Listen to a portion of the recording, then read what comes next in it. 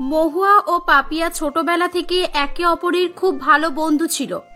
তাদের বন্ধুত্ব এতটাই নিবিড় ও পরিপূর্ণ ছিল যে দেখলে মনে হতো ঈশ্বর তাদের দুজনকে একে অপরের পরিপূরক করে পাঠিয়েছেন। একদিকে মহুয়া ছিল শান্ত মেজাজের বুঝদার মেয়ে, আর অপরদিকে পাপিয়া রাগী ও খিটখিটে মেজাজের ছিল। তার সামনে কেউ একটু মেজাজ দেখিয়ে কথা বললে সে সেটাও সহ্য করতে পারত না। ও হ্যালো, তুই কলেজে দেরি করে এসেছিস, তোকে তো অপেক্ষাই করতে হবে। সে তুই সিনিয়র হোস আর যাই হোস না কেন, দেখছিস না আমরাও এখানে দাঁড়িয়ে আছি। এই তুই কি রে, তুই আমাদেরই ক্লাসমেট হয়ে ওদেরকে সাপোর্ট করছিস? আর এটা তুই কেন করছিস আমার সেটা ভালোভাবেই জানা আছে। তোর চরিত্রই খারাপ। প্রতি বছর কলেজে নতুন মেয়েদের দেখলে তোর দরদ উতলে পড়ে, তাই তো? আরে তুই এগুলো কি বলছিস? আমাদের এখানে সেলফ রেসপেক্ট আছে। আমরা সিনিয়র, এরা আমাদের দাদা বলে সম্মান করে। তুই এদের সামনে আমাকে ইনসাল্ট করতে পারিস না। হ্যাঁ হ্যাঁ চুপ কর। সামনে সামনে দাদা আর পিছনে পিছনে কাদা, তোকে আমার চিনতে বাকি নেই। সেদিন কলেজে অ্যাডমিশনের দিন ছিল, আর পাপিয়া কোনো একটা দরকারি কাউন্টারে গিয়েছিল। সে লাইন না দিয়ে জোর করে আগে নিজের কাজ মেটাতে চাইছিল। তাকে এটা করতে দেখে তাদেরই ক্লাসমেট বন্ধু চঞ্চল তাকে বাধা দিলে সে তার সঙ্গে ঝগড়া করতে শুরু করে। আসলে পাপিয়া এরকমই ছিল। তার বিরুদ্ধে কেউ কথা বললে সে কাউকে সহ্য করতে পারত না, শুধুমাত্র মহুয়াকে ছেড়ে। আর এটা প্রথম থেকেই তাদের বন্ধুরা সকলেই জানত। পাপিয়া আর চঞ্চলের সঙ্গে ঝগড়া হচ্ছে দেখে তাদের একটি বন্ধু মহুয়াকে সেখানে ডেকে আনে। মহুয়া এসে তাকে বুঝিয়ে সেখান থেকে নিয়ে যায় এবং পরে সে চঞ্চলের কাছেও ক্ষমা চায়। দেখো চঞ্চল, তুমি তো জানো পাপিয়া কেমন, ওর হয়ে আমি তোমার কাছে ক্ষমা চাইছি। আসলে ও রেগে গেলে কাউকে ছেড়ে কথা বলে না, আর আমি জানি এখানেও তোমার হয়তো কোনো দোষ নেই। আরে না না, সেটা ব্যাপার নয়। আমি জানি তুমি খুব ভালো, ওকে তো আমিও বন্ধু ভাবি, কিন্তু মাঝে মাঝে যেন ওর মাথাটা খারাপ হয়ে যায়। তোমাকে তো অনেক ভালো বলতে হয় যে তুমি এতদিন ওর সঙ্গে ওকে মানিয়ে নিয়ে আছো। সত্যি ওর যা মেজাজ, ওর নিজের বোন হলেও হয়তো ওর সঙ্গে এরকম মিলেমিশে থাকতে পারতো না। একদিন না একদিন ঝগড়া তো হতোই। এভাবেই শুধু চঞ্চলই নয়, তাদেরকে যারা যারা চিনত তারা একই কথা বলতো। এভাবে বেশ কয়েকদিন কেটে যায়। এমনই একদিন তাদের কলেজের রেজাল্ট আউটের দিন ছিল। সেদিন সকালবেলা, উফ, এই মেয়েটাকে নিয়ে কি যে করি। আজকে রেজাল্ট আউটের দিন, আর আজও বাবু পড়ে পড়ে ঘুমাচ্ছে। এতবার করে ফোন করছি তুলছেই না। একে তো সারা রাত ঘুমিয়ে ঘুমিয়ে পড়াশোনায় ফাঁকি মারে, আজকে রেজাল্টের দিনেও দেখো সেই একই জিনিস। 11টায় অনলাইনে রেজাল্ট আউট হবে। ভাবছি দুজন মিলে অনলাইনে একসঙ্গে রেজাল্ট দেখবো, তা নয় আমাকে একাই দেখতে হবে। এসব ভাবতে ভাবতেই বেলা 11টা বেজে যায়। মহুয়া নিজের রোল নাম্বার দিয়েই অনলাইনে রেজাল্ট দেখে, কিন্তু সে দেখে সে ফেল করেছে। তখন তার মন ভেঙে যায়। সে মনে মনে খুবই দুঃখ পায়। এ বাবা, আমি ফেল করলাম কিভাবে? এবার যদি পাপিয়া পাশ করে তাহলে আমার মান সম্মান একটুও থাকবে না। ভালোই হয়েছে দুজনে মিলে একসঙ্গে রেজাল্ট দেখিনি, হয়তো ও আমাকে ফেল করতে দেখে খুবই মজা করত। এক কাজ করি, ও তো ঘুমাচ্ছে, ওর রেজাল্টটা আমি আগে দেখে নিই। এই ভেবে মহুয়া পাপিয়ার রেজাল্টটিও দেখে, কিন্তু সে দেখে পাপিয়াও ফেল করেছে। এটা দেখে সে খুব খুশি হয়, কারণ পাপিয়া পাশ করলে হয়তো লোকের কাছ থেকে নানান কথা শুনতে হতো তাকে। মহুয়া খুশি হয়ে পাপিয়াদের বাড়িতে যায় এবং সে দেখে পাপিয়া তখনও ঘুমাচ্ছে। আরে পাপিয়া, তুই এখনো ঘুমাচ্ছিস? তোর আজকে এত ঘুম পাচ্ছে কেন বলতো? আজকে আমাদের রেজাল্ট আউট হয়েছে, তুই কি ভুলে গেছিস? ও হ্যাঁ, রেজাল্ট আউট, তাই তো। তুই রেজাল্ট দেখেছিস? আমরা পাশ করেছি তো। চল পার্টি করি। চল চল, আজকে সারা রাত জেগে পার্টি করতে হবে, তাই একটু ঘুমিয়ে নিয়েছিলাম। এই তুই এত খুশি হোস না, আস্তে কথা বল। কাকিমা জানতে পারলে আমাদের দুজনকেই ঝাঁটাপেটা করবে। আর শোন, আমরা দুজনের কেউই পাশ করিনি। এবছরটা আমাদের ভালোভাবে পড়তে হবে, আর ফাঁকি মারলে চলবে না, বুঝেছিস?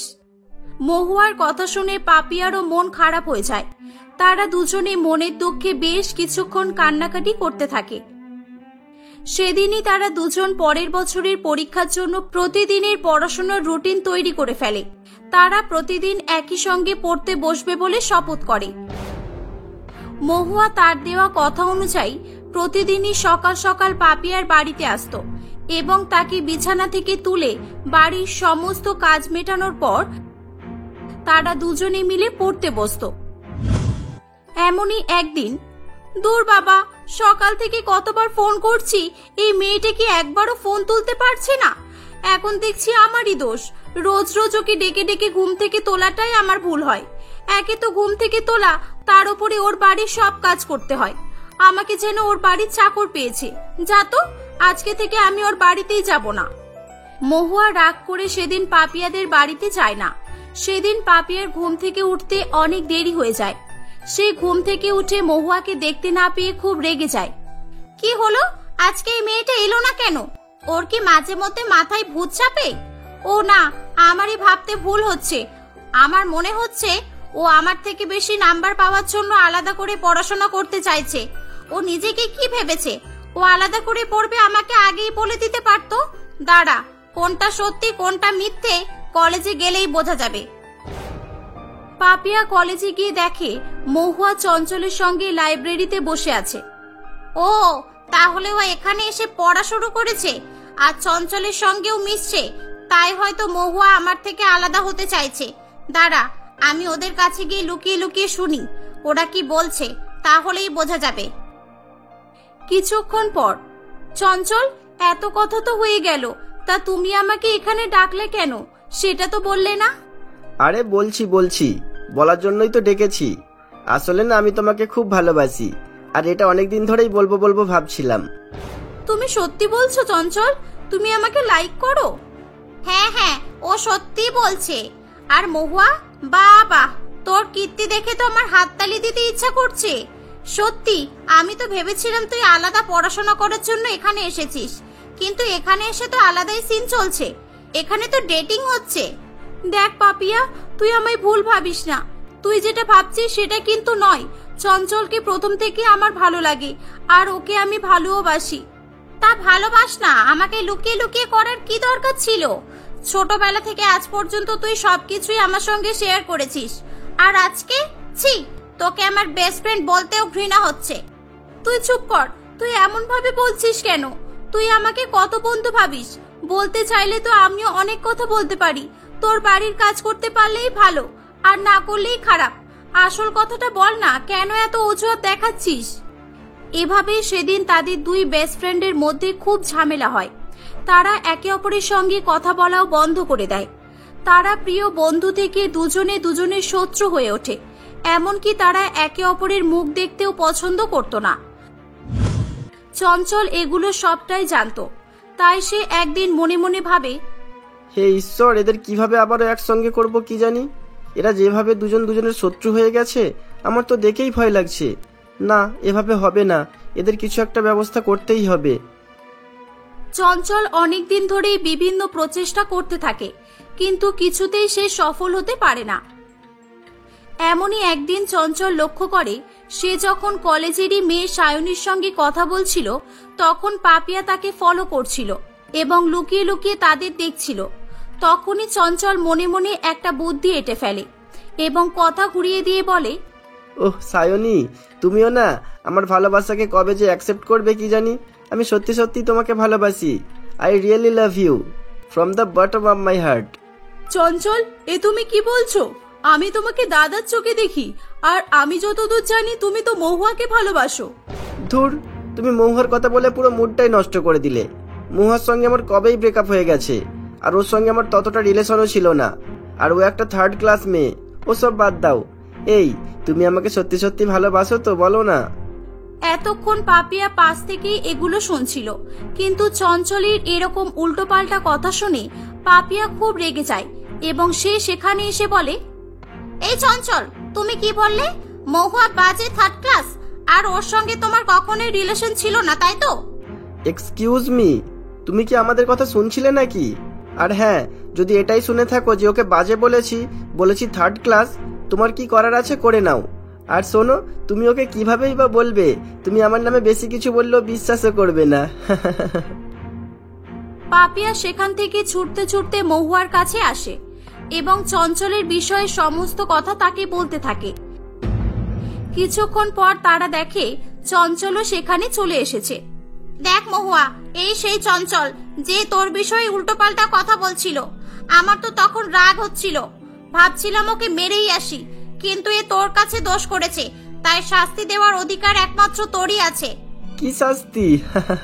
পাপিয়া, তুমিও না এখনো বোকা আছো। আসলে আমি ঠিকই করেছি, কিন্তু ভুল পথে। এভাবেই চঞ্চল সেদিন সত্যিটা বলতে থাকে। আসলে চঞ্চল জেনে শুনেই পাপিয়ার সামনে মহুয়ার বদনাম করছিল, কারণ সে জানতো তারা দুজন দুজনের যতই শত্রু হোক না কেন, তাদের মধ্যে ভালোবাসার টান এখনো আছে। তাই অন্য কেউ তাদের ক্ষতি করতে চাইলে তারা কেউই ছেড়ে কথা বলবে না। তাই চঞ্চল সেদিন তাদের দুজনকে কথা বলানোর জন্যই সায়নীকে এভাবে বলেছিল। চঞ্চল সেখানে সায়নীকেও নিয়ে এসে সেটা প্রমাণ করে দেয়। এগুলো শুনে পাপিয়া ও মহুয়া দুই বন্ধুই তাদের নিজেদের মধ্যে ভুল বোঝাবুঝির জন্য ক্ষমা চায়। তারা চঞ্চলকে ধন্যবাদ জানায়। এভাবেই তারা দুজনে আবার ভালো বন্ধু হয়ে ওঠে। গভীর রাতে সকলেই ঘুমে আচ্ছন্ন ছিল। সেই সময় 22 বছর বয়সী যুবক ছেলে দিগন্ত চোখে একটুও ঘুম ছিল না। সে সারা রাত ধরে শুধু এপাশ আর ওপাশ করেই সময় কাটাচ্ছিল। আসলে সে মধুমিতার কথা চিন্তা করছিল। সবসময় শুধু তার মধুমিতার কথাই মনে পড়ত। তার ঘুম না আসায় সে উঠে বসে পড়ে। পাশেই রাখা তার ফোনটা নিয়ে সে মধুমিতার ছবি দেখতে থাকে। উফ, তুমি এত দেখতে সুন্দর কেন? যেদিন থেকে তোমাকে দেখেছি আমার রাতের ঘুম উড়ে গেছে। বাড়িতে থাকার ইচ্ছাই করে না।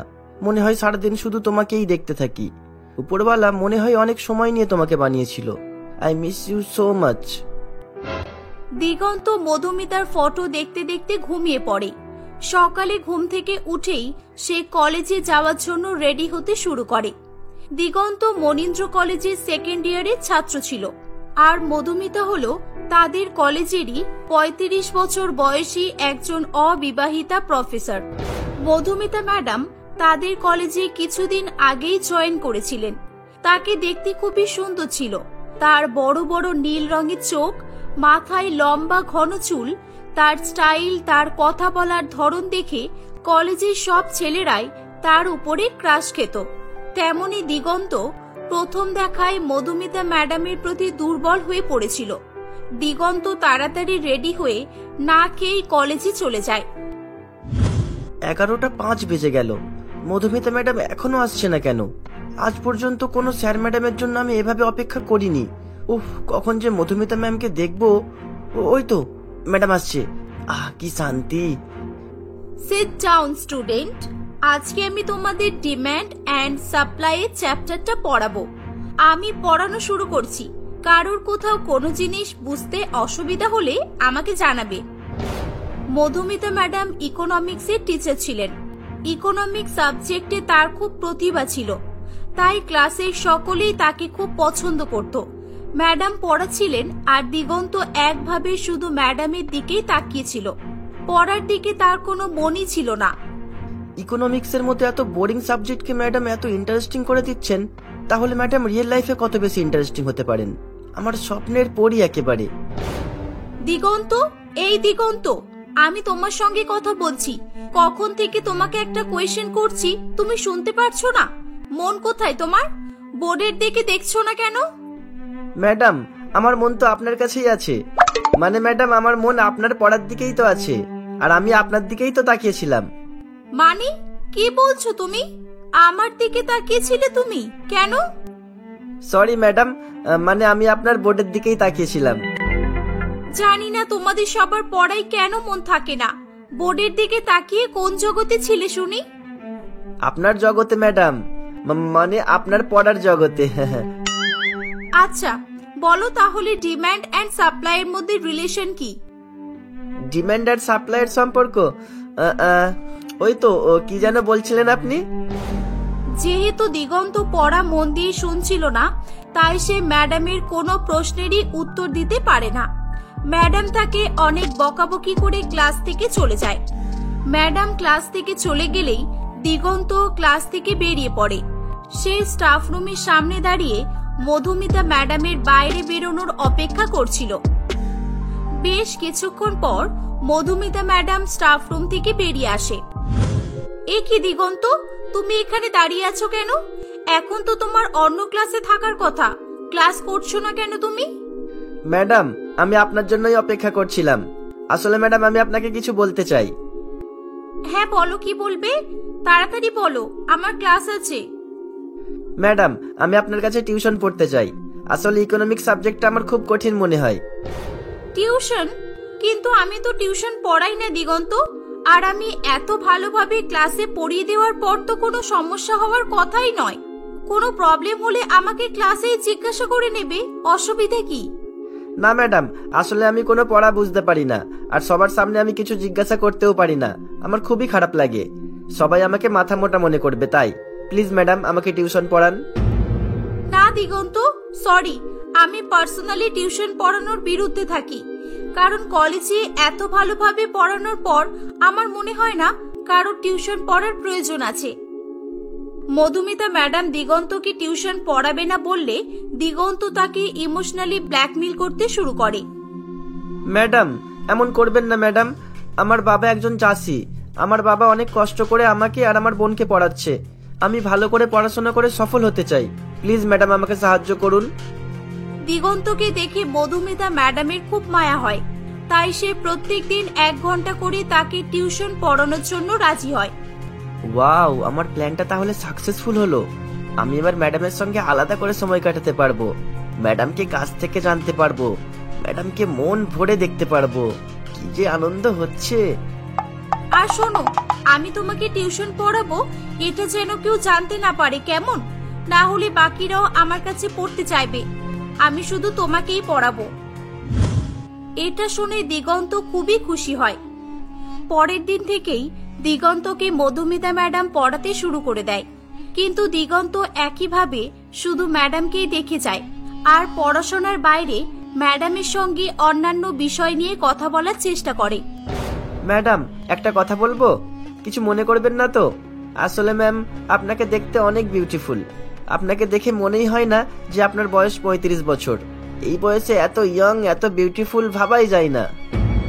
দিগন্তর কথা শুনে মধুমিতা ম্যাডাম মুচকে হেসে বলে যে, থ্যাংক ইউ দিগন্ত, আমার প্রশংসা করার জন্য। এবার এসব বাদ দিয়ে পড়ায় মন দাও তুমি। আহা, ম্যাডামের হাসিটা জাস্ট আমার মন ছুঁয়ে গেল। আচ্ছা ম্যাডাম, আপনার পছন্দের কালার কি, আর আপনার ফেভারিট ফুড কি?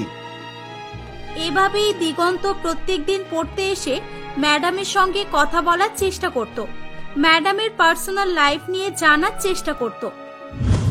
একদিন দিগন্ত তার সীমা অতিক্রান্ত করে ফেলে। আচ্ছা ম্যাডাম, আপনার তো বয়স অনেক হয়ে গেল, আপনি এখনো বিয়ে করেননি কেন? আপনার কি কোনো বয়ফ্রেন্ড আছে? আর আপনি বাড়িতে একা একা থাকেন কেন? দিগন্ত, কি হচ্ছে এসব? তুমি কি চাও বলো তো? পড়তে এসে তুমি পড়াশোনা বাদ দিয়ে আমার পার্সোনাল লাইফ নিয়ে পড়ে থাকো কেন? আমার ফেভারিট কালার কি, আমার ফেভারিট ফুড কি, আমি বিয়ে করিনি কেন, এসব কি? দেখো দিগন্ত, এসব কিন্তু আমার একদম পছন্দ নয়। Madam sorry madam, please madam, আপনি রাগ করবেন না ম্যাম। আমি আর এমন করব না। Sorry ma'am, please sorry. যাও বাড়ি যাও, এবার আজকের মতো তোমার ছুটি। অনিচ্ছা সত্ত্বেও দিগন্ত সেখান থেকে চলে যায়। বাড়ি ফিরে এসে দিগন্ত শুধু মধুমিতা ম্যাডামের কথাই চিন্তা করতে থাকে। কিরে দিগন্ত, কখন থেকে খেতে ডাকছি যে, খেয়ে নিবি চল। কত রাত হলো দেখেছিস? দূর মা, যাও তো এখান থেকে। আমার খাওয়ার ইচ্ছা নেই কোনো। আমার মাথায় এখন অনেক টেনশন আছে। দিগন্তর মা তার ঘরে খাবার রেখে দিয়ে চলে যায়। কিছুই ভালো লাগছে না। আমি ম্যাডামকে রাগিয়ে দিয়েছি, আমি হার্ট করেছি ম্যামকে। না, আমার ক্ষমা চাওয়া উচিত ম্যামের কাছে। আজকে আমি ম্যাডামকে আমার মনের কথা বলেই ছাড়বো, যা হয় দেখা যাবে। এই বলে দিগন্ত হাতে করে একটি গোলাপ ফুল নিয়ে রাত 11টার সময় বাড়ি থেকে বেরিয়ে পড়ে। মধুমিতার বাড়ি পৌঁছাতে পৌঁছাতে 12টা বেজে যায়। এ কি, দরজায় তালা দেওয়া তো? আমি ভিতরে ঢুকবো কিভাবে? আজকে তো আমি ম্যাডামকে মনের কথা বলেই ছাড়বো। দিগন্ত পাইপলাইনের মাধ্যমে ব্যালকনিতে পৌঁছে যায়। ম্যাডামের ঘরে ঢুকে সে দেখে যে ম্যাডাম ঘুমাচ্ছে। ঘুমন্ত অবস্থায় ম্যাডামকে আরো বেশি সুন্দর লাগছে। মনে হচ্ছে এভাবেই সারা রাত আপনাকে দেখতে থাকি। হঠাৎ করে দিগন্তের বাড়ি থেকে তার মা তাকে ফোন করে। দিগন্তের ফোনের রিংটনের আওয়াজ পেয়ে মধুমিতার ঘুম ভেঙে যায়। দিগন্ত, তুমি এখানে কিভাবে এলে? এই সময় তুমি এখানে ঢুকলে কিভাবে? ম্যাডাম, আমি আপনার কাছে ক্ষমা চাইতে এসেছি। আজকে আমি আপনাকে রাগিয়ে দিয়েছিলাম না, তাই। উফ, মাঝরাতে এভাবে বাড়ির মধ্যে ঢুকে তুমি ক্ষমা চাইতে এসেছো? হ্যাঁ, চলে যাও এখান থেকে। না ম্যাডাম, আমি চলে যাওয়ার জন্য এখানে আসিনি। ম্যাডাম, আজকে আমি আপনাকে আমার মনের কথা বলতে এসেছি। দিগন্ত হাতে গোলাপ ফুল নিয়ে ম্যাডামের দিকে এগিয়ে যেতে থাকে। Madam, I love you madam. আমি আপনাকে অনেক ভালোবাসি। আমি আপনাকে ছাড়া বাঁচতে পারবো না। যখন থেকে আপনাকে দেখেছি আমি আপনার প্রেমে পাগল হয়ে গেছি। দিগন্ত, এসব কি হচ্ছে? তুমি কাকে কি বলছো জানো? তোমার মাথা ঠিক আছে? আমি তোমার টিচার হই। হ্যাঁ ম্যাডাম, আমি সব জানি। আর আমি এটাও জানি যে আপনিও আমাকে পছন্দ করেন, আর তাই আপনি পার্সোনালি আমাকে টিউশন পড়াতে রাজি হয়েছিলেন। ম্যাডাম, আমার ভালোবাসাকে অ্যাকসেপ্ট করে নিন প্লিজ। দিগন্ত, চুপ করো। শোনো দিগন্ত, তুমি যেটা করছো সেটা ঠিক নয়। টিচার আর স্টুডেন্টের সম্পর্ক পবিত্র একটা সম্পর্ক, যেটা তুমি নষ্ট করতে চাইছো। আর আমি তোমার থেকে বয়সে অনেক বড়। তুমি এভাবে আমার ঘরে ঢুকে এলে, লোকে দেখলে কি বলবে বলো তো? আজকে যদি তোমার বোনের ঘরে কেউ এভাবে ঢুকে পড়তো, তাহলে তুমি কি করতে বলো? আমি তার মুখ ফাটিয়ে দিতাম। তাহলে কেন ভুলে যাচ্ছ আমিও কারোর বোন হই? আমারও মান সম্মান আছে। শোনো দিগন্ত, এই বয়সটা এরকমই। তোমার বয়সের ছেলে মেয়েরা ভালো লাগাকে ভালোবাসা ভেবে নেয়। সবকিছুর একটা নির্দিষ্ট সময় আছে। এখন তোমার পড়াশোনা করার বয়স দিগন্ত, তোমার ক্যারিয়ার তৈরি করার বয়স। আর তুমি এগুলো কি করছো? ছি! ম্যাডাম দিগন্তকে অনেক বোঝানোর পর দিগন্ত তার ভুল বুঝতে পারে। সে ম্যাডামের কাছে হাত জোর করে ক্ষমা চায় এবং সেখান থেকে চলে যায়। পরের দিন থেকে দিগন্ত মন দিয়ে পড়াশোনা করতে থাকে। দিগন্তের এরূপ পরিবর্তন দেখে মধুমিতা ম্যাডামও অনেক খুশি হয়।